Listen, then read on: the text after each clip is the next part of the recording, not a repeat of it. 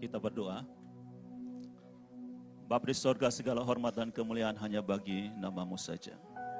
Terpujilah Engkau yang telah memulai segala sesuatu dan Engkau yang memeliharanya sampai akhirnya. Sepanjangnya Engkau saja yang dipermuliakan. Dan kami semua boleh bersukacita di dalam kemuliaan-Mu. Beritakan, biarlah firman-Mu diberitakan sebagaimana seharusnya firman itu diberitakan. Untuk membangun dan merobohkan, untuk mencabut dan menanam. Supaya nama Tuhan dipermuliakan di dalam nama Tuhan Yesus Kristus. Tuhan pimpin hamba-Mu yang berdosa dan terbatas dalam banyak hal ini. Untuk menyampaikan isi hati dan pikiran Tuhan bagi kami semua. Bagi semua mereka yang telah dipanggil dari tetapan untuk menerima berkat firman Tuhan. Supaya mereka memuliakan Engkau. Terpujilah namanya, lindungi kami dari segala si jahat. Yang berusaha membuat kami jauh dari dengan firman-Mu. Tuhan memelihara dan menjaga kami semua. Sekali lagi terpujilah nama-Mu dari selama-lamanya sampai selama-lamanya. Di dalam nama Tuhan Yesus Kristus, kami bersyukur dan berdoa dan menerima berkat firman Tuhan. Amin. Silakan duduk Bapak-Bapak semua. Shalom. Sekali lagi, shalom. Terpujilah Tuhan yang telah memelihara kita semua, terutama Sekolah Tunas Gloria, boleh genap berusia 25 tahun. Biasanya orang menyebutnya dengan ulang tahun perak gitu ya. Kita bersyukur. Seperti kesaksian tadi bahwa ketika Om Jimmy dan keluarga dan semua yang ada memulai sekolah ini, pasti punya mimpi ke depan, tetapi karena segala keterbatasan kita manusia, kita tidak punya kuasa untuk menjaga mimpi kita itu tercapai. Tapi kalau masih sampai saat ini kita ada, itu semua karena kasih karunia Tuhan. Nah, saya mau mengawali khotbah atau pemberitaan firman Tuhan ini dengan saya mau menceritakan sebuah kisah nyata, kisah dari negeri yang jauh, dari Pakistan. Sebuah kisah yang terjadi pada tanggal 27 Februari tahun 2008. Ada seorang perempuan Pakistan yang bernama Mudiba Muzari. Mungkin ada antara kita yang pernah dengar ceritanya, cerita ini sangat viral. Hari ini dikenal sebagai The Iron Lady of Pakistan. Tanggal 27 Februari 2008, dia bersama suaminya, mereka dari satu provinsi ke provinsi yang lain di Pakistan, yaitu dari daerah namanya Quetta ke Rahim Yar Khan. Mereka berkendaraan, pakai mobil, dan terjadi kecelakaan saat itu. Muniba ini mengalami cedera yang sangat serius, tulang belakangnya patah dan dia dinyatakan lumpuh. Karena tahu Muniba ini lumpuh, suaminya menceraikan dia. Dan Muniba, sang perempuan ini mengalami depresi yang sangat berat, dia sangat stres, benar-benar stres dan tidak tahu mau buat apa lagi. Dia bercerita bahwa satu hal yang paling dia takutkan dalam hidupnya adalah perceraian. Karena dia cerita waktu dia berumur 18 tahun, dia mau menikah dan bapaknya tidak setuju sebenarnya. Bapaknya bilang kamu akan menderita, akan susah kalau kamu menikah. Tapi dia melawan bapaknya. Dan yang ditakutkan adalah perceraian dan itu terjadi, dia bercerai. Dan kemudian ketika dia dinyatakan lumpuh, dokter datang kasih tahu dia bahwa selain kamu lumpuh, kamu tidak akan bisa punya anak. Dia semakin stres karena dua hal itu yang paling ditakutkan dalam hidupnya. Bercerai dan tidak bisa punya anak. Tapi itulah yang dialami. Gitu.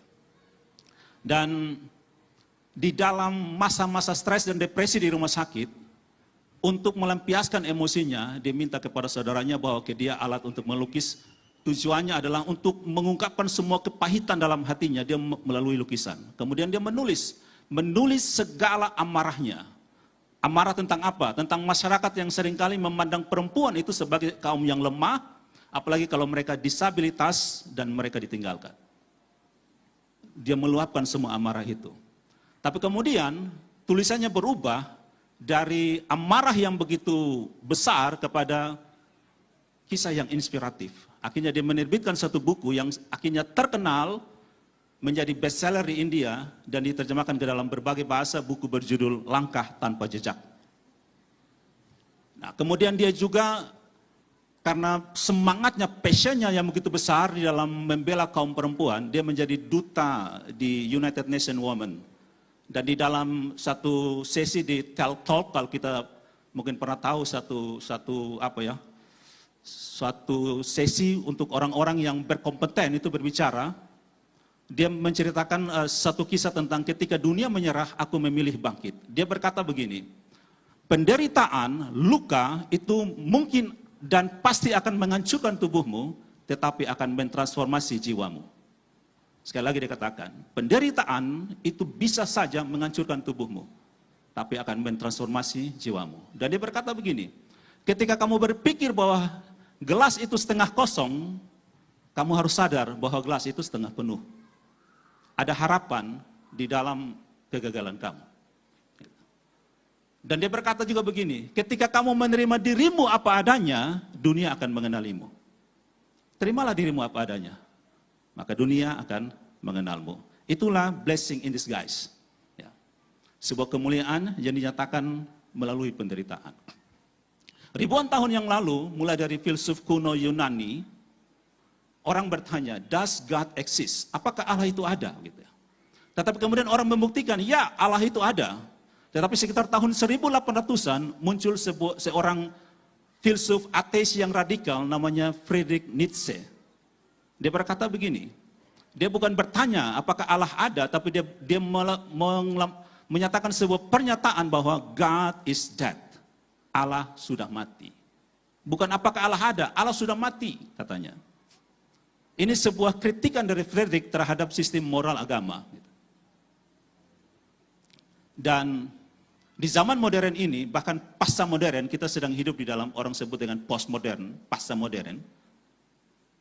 Muncul pertanyaan begini, kalau dulu orang bertanya apakah Allah ada, lalu Friedrich Nietzsche berkata bahwa Allah sudah mati, sekarang orang bertanya, apakah Allah itu peduli? Kenapa? Ada dua hal yang orang nyatakan. Kita sering dengar bahwa Allah Maha Kuasa dan Allah itu baik. Lalu orang bertanya, kalau Allah Maha Kuasa berarti dia tidak baik. Kenapa? Memang dia berkuasa untuk melakukan apa yang dia mau, tetapi dia membiarkan orang-orangnya menderita. Bahkan mereka balik lagi. Oke, kalau dia itu baik berarti dia tidak Maha Kuasa. Kenapa? Karena dia menolong orang-orang yang menderita, tetapi tidak berkuasa untuk meniadakan penderitaan itu. Nah, kalau sekarang saya bertanya, kita ada di posisi yang mana? Kalau kita katakan Allah itu baik dan dia Maha Kuasa, maka kita sedang punya masalah yang besar. Bagaimana hidup kita menyatakan bahwa Allah itu Maha Kuasa, dia ada, dia Maha Kuasa, dan dia baik di dalam hidup saya. Karena banyak orang susah untuk menerima penderitaan, karena memang kita tidak suka menderita, tapi faktanya hidup kita penuh dengan penderitaan. Banyak rencana, banyak mimpi-mimpi kita yang tidak tercapai. Banyak orang yang bertanya ketika di tengah penderitaannya, Allah itu di mana? Saya pernah sekitar kurang lebih 25 tahun yang lalu, saya menderita sakit. Bergumul setiap hari dengan sakit saya, sampai saya menyatakan bahwa, saya berkata, Tuhan, kalau Engkau ada, sembuhkan saya. Kalau Engkau tidak sembuhkan saya percaya Engkau tidak ada. Nah, itu adalah sebuah ungkapan orang yang stres. Kenapa? Karena dia berbicara dengan Tuhan, tapi dia bilang kalau Tuhan itu tidak sembuhkan dia, maka Tuhan itu tidak ada. Itu doa orang yang stres. Dan saya sungguh-sungguh dengan kata-kata saya itu. Tapi apakah saya sembuh? Tidak. Saya semakin menderita. 6 tahun saya menderita sakit. Sampai di satu titik, karena saya suka baca, di dalam masa-masa stres saya mencari buku-buku untuk bisa baca. Saya ketemu satu buku yang sangat kecil, buku yang sudah lusuh kumuh karena buku lama, tidak ada covernya lagi. Dan saya membaca tulisan kesaksian seorang anak kecil. Dia berkata begini, di gereja dalam kebaktian, dia memberi kesaksian. Dia katakan begini, biasanya orang bersaksi kalau mereka sudah melewati masalah, mereka sudah sukses, mereka sudah sembuh dari sakit. Tapi hari ini saya mau katakan, anak kecil ini, seorang gadis perempuan umur 9 tahun, dia katakan, hari ini saya mau katakan Tuhan itu baik meskipun saya masih duduk di kursi roda. Ketika saya baca kalimat pendek itu, saya menangis kurang lebih 1 jam. Menangis gitu. Akhirnya, seperti ada orang yang mengajari saya berdoa dalam hati saya. Doanya begini, Tuhan, kalau Engkau mau saya sakit sampai mati, dan saya dikubur dengan penyakit ini, saya terima Tuhan. Tapi tolong, jangan sampai sakit ini menghalangi saya untuk melayani Tuhan dan melayani sesama. Karena saya rindu melayani Tuhan, saya rindu melayani sesama. Dan melalui setelah doa itu, saya tidak sembuh, tetap keadaannya sama. Tapi seperti jalan mulai terbuka, tanpa melalui pertolongan medis, saya disembuhkan Tuhan. Tuhan mengutus orang-orang untuk menolong saya dan saya sembuh. Dan kalau saya bisa berolahraga, saya bisa jalan berkilo-kilometer, itu sebuah mujizat bagi saya. Nah, Allah bekerja, apa tujuan Tuhan Allah untuk selama 6 tahun membiarkan saya sakit? Akhirnya saya ketemu satu jawaban.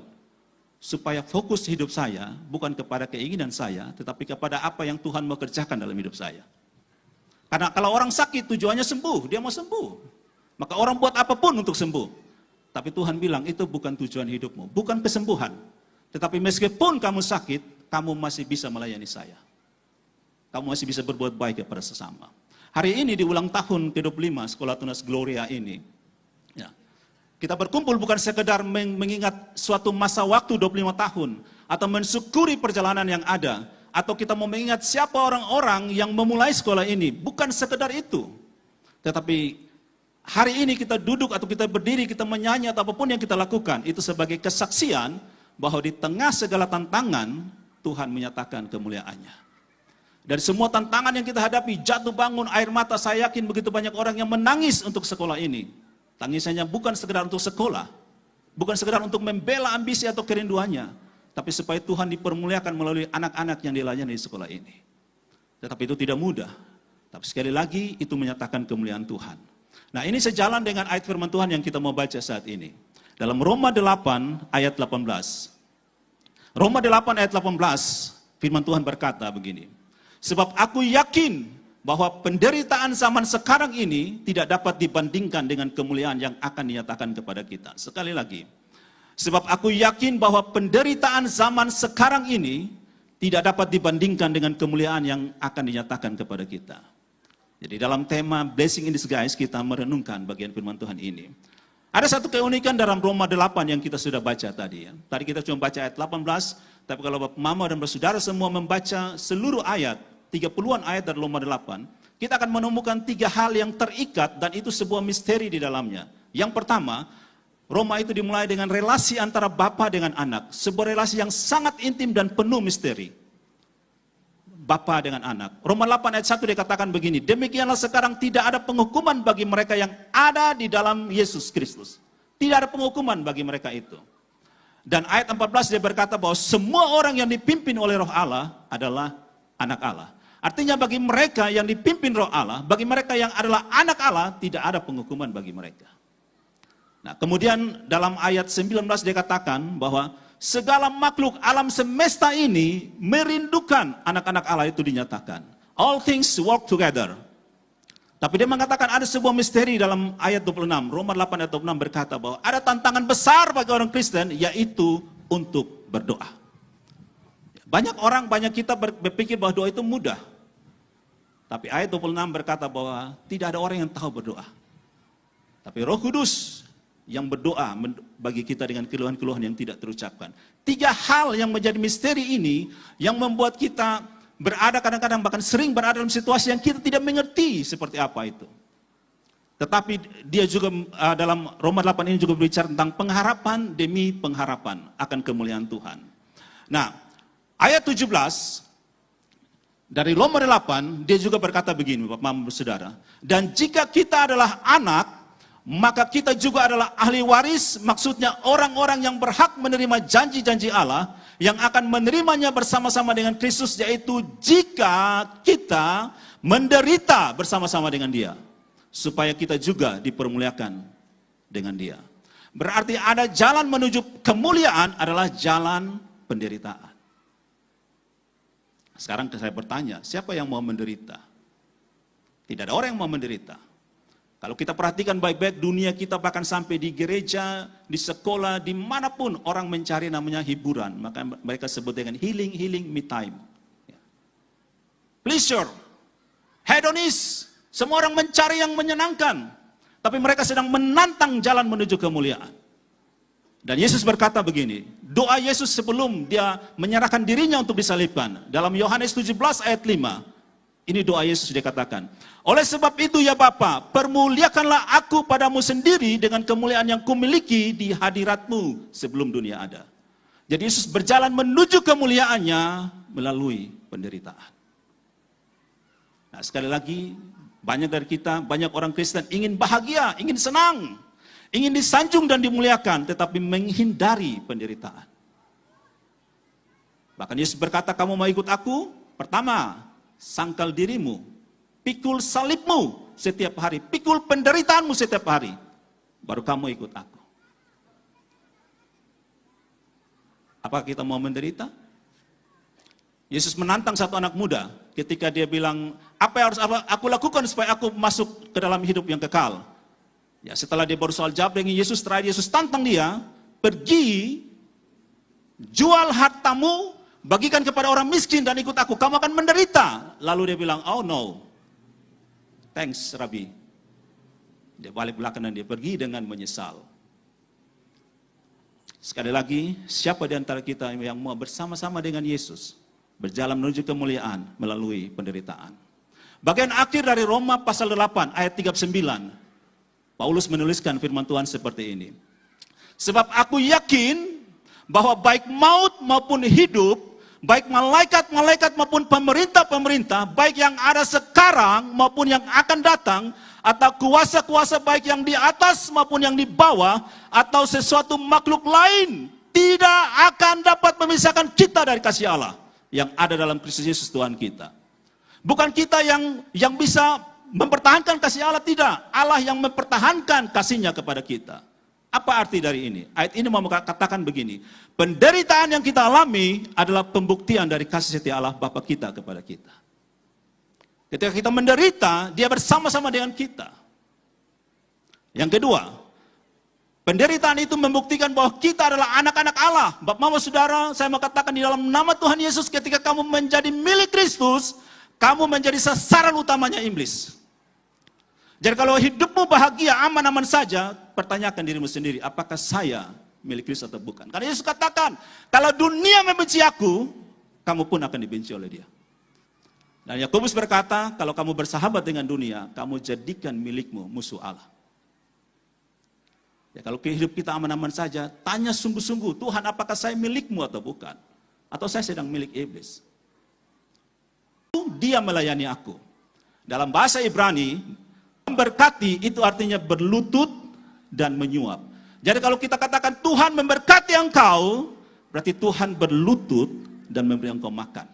Itu arti kata berkat dalam bahasa Ibrani. Artinya Allah memberkati kita, dia menjaga kita, dia mencukupkan semua yang kita butuhkan. Jadi kalau ada orang yang masih tergila-gila dengan cari muka, jilat sana, jilat sini, berarti dia bukan dombanya Allah. Dia cari sendiri. Karena domba Allah, makanya surat Petrus dia katakan, kamu itu dipanggil untuk memperoleh berkat, bukan mencari berkat.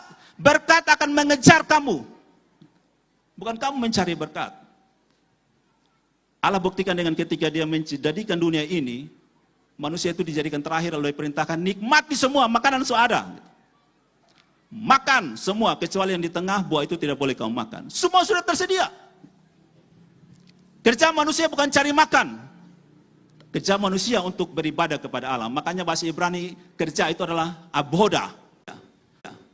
Lalu ketika Allah menjadikan manusia dari debu tanah, dia hanya menjadi makhluk tapi tidak hidup. Ketika Allah mengembuskan rohnya masuk ke manusia, maka dia menjadi makhluk yang hidup, the living soul. Sehingga ketika manusia terputus dari Allah, namanya mati. Sehingga Yesus katakan dalam Yohanes 15, kamu ini ranting. Ranting itu kerjanya bukan cari makan. Cari makan itu akar. Disalurkan melalui batang, ke daun, dimasak. Lalu makanannya disimpan, dialirkan ke seluruh tubuh, tumbuhan, sisanya disimpan dalam bentuk buah. Buah menempel di ranting. Yesus bilang, kerja kamu cuma nempel, abide in me.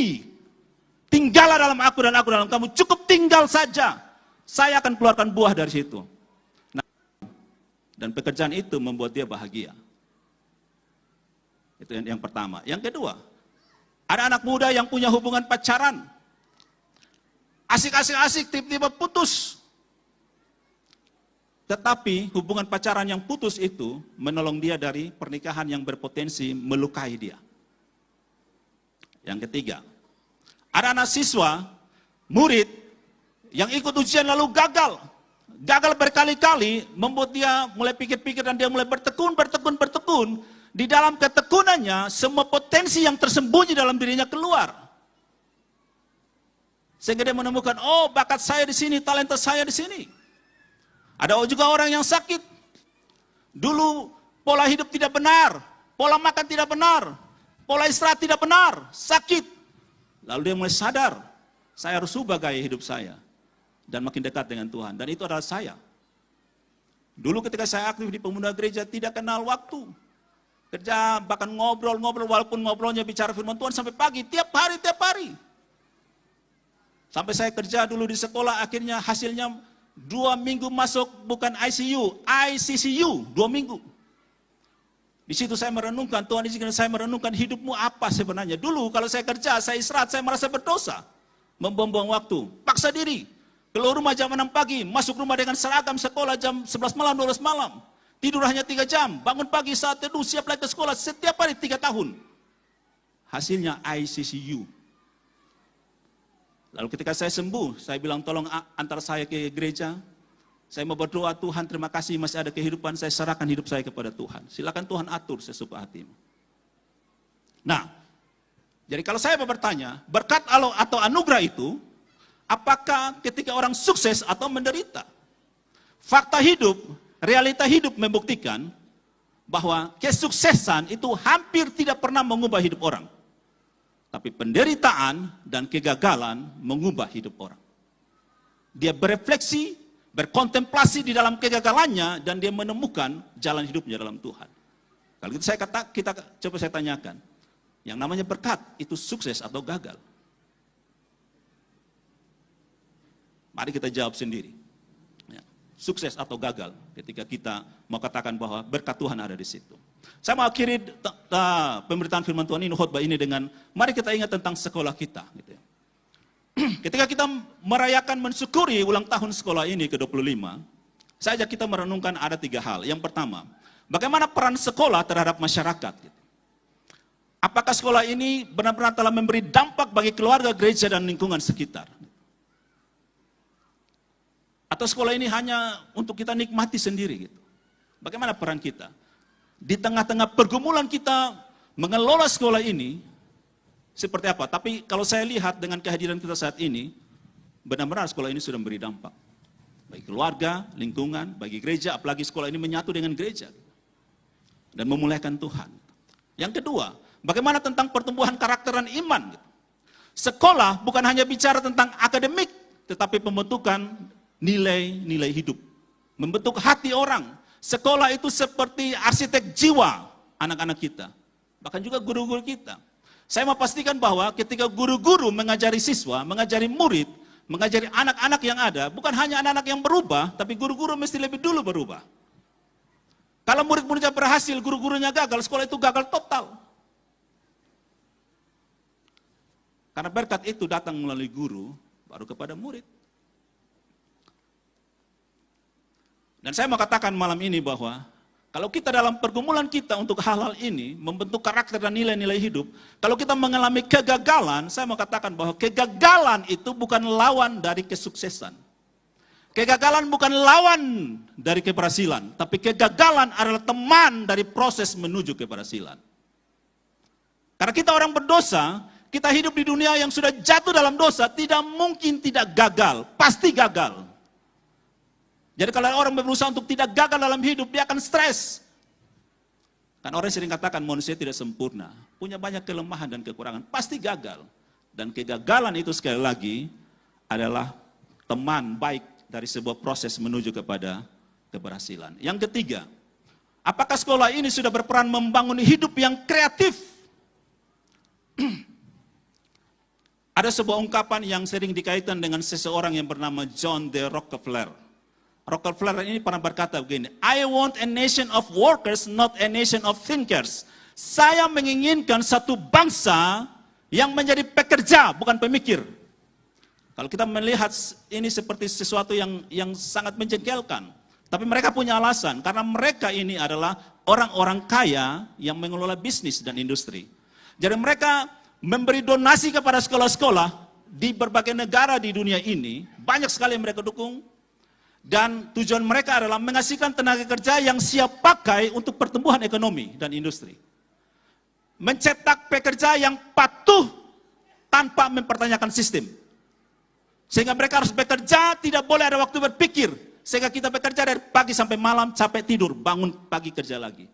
Tidak ada waktu untuk Tuhan, tidak ada waktu untuk bersekutu, tidak ada waktu untuk keluarga, tidak ada waktu untuk berpikir healing dan me time. Kerja, kerja, kerja, kerja. Sehingga Bapak Mama, kalau kita serius mengamati kurikulum sekolah kita, kurikulum sekolah itu berubah ketika lapangan kerja yang akan datang itu berubah.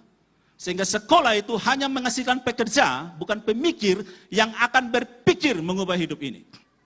Sekarang saya tanya Bapak Mama, saudara-saudara semua, di dunia ini pekerjaan yang termahal itu kerjanya apa? Yang pasti bukan guru. Yang pasti bukan PNS. Orang-orang yang kerjanya memikirkan kebaikan, kedamaian, kesejahteraan dunia ini. Kerja yang paling mahal itu bintang film, artis, sama atlet olahraga. Setuju atau tidak? Nah, saya tidak mendiskreditkan mereka, tidak. Atau orang-orang Bapak Mama yang guru-guru yang susah payah memikirkan kehidupan anak-anak ini punya gaji berapa? Berapa yayasan membayar kita? Saya tidak. Itu fakta, itu realita hidup kita.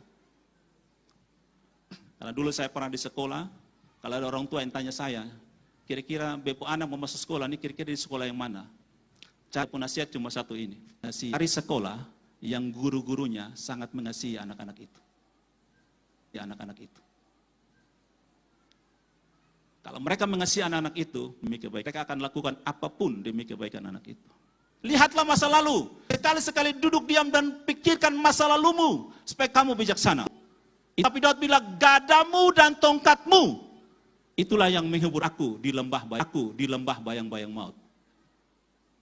Aku akan berpesta di hadapan musuhku, engkau menyediakan hidangan bagiku.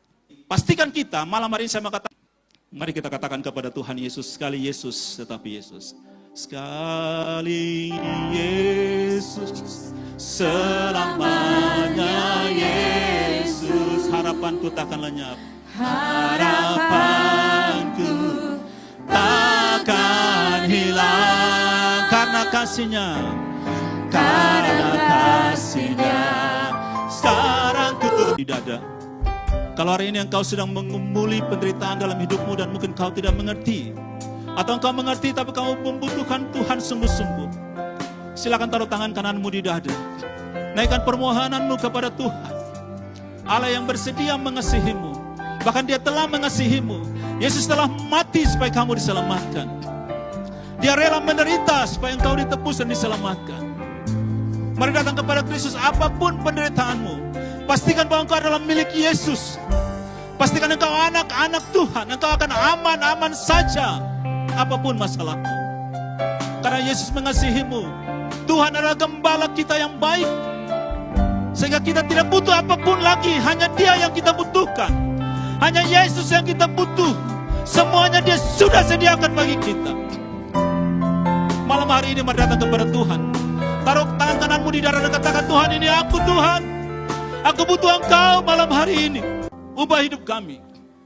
Kalau antara kami sepanjang suara ini didengar Tuhan, belum ada yang terima Yesus sebagai Tuhan Juru Selamat pribadi, Roh Kudus gerakan hatinya, membuka hatinya, terima Yesus sebagai Tuhan Juru Selamat pribadi. Bagi Bapak Mama Saudara yang malam hari ini, saya mau ajak terima Kristus. Kalau engkau belum pernah berdoa terima Yesus sebagai Tuhan dan Juru Selamat pribadi, dari tempatmu masing-masing boleh ikut kata-kata saya. Sekali lagi bagi Bapak Mama Saudara yang belum pernah berdoa terima Yesus sebagai Tuhan dan Juru Selamat pribadi, di tempat dudukmu atau engkau berdiri boleh ikut kata-kata saya. Tuhan Yesus, saya mengaku saya orang berdosa. Ampuni saya Tuhan. Saya buka hati saya kepada Tuhan. Masuklah dalam hati saya. Jadilah Tuhan dan Juru Selamat saya. Roh Kudus, dewasakan saya di dalam Tuhan Yesus. Bapa di sorga, terima kasih telah mengangkat saya menjadi anak-anak dalam nama Tuhan Yesus.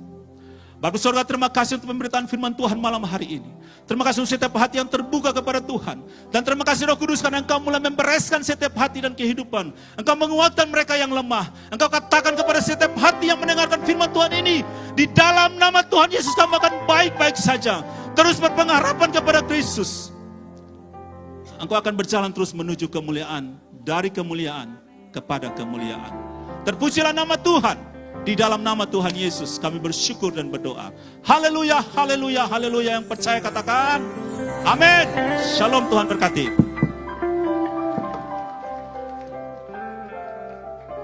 Baik, terima kasih banyak untuk Bapak Grever Polo yang sudah memberkati kita semua. Yang diberkati, mari angkat tangan kanan kita. Kasih tepuk tangan untuk Tuhan Yesus. Haleluya.